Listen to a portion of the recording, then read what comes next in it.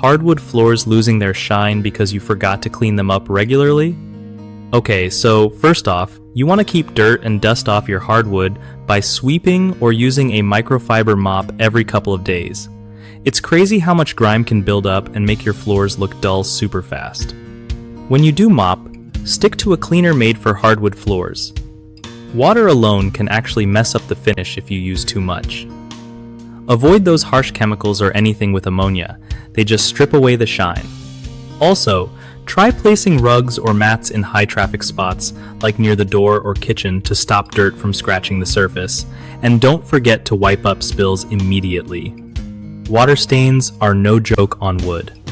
Every few months, give your floors a deep clean with a wood floor polish or restorer to bring back that glow. Lastly, keep your pet's nails trimmed because those little scratches add up and make everything look worn out. One of the biggest issues causing hardwood floors to dull is skipping regular cleaning, which lets dirt grind into the finish and wear it down.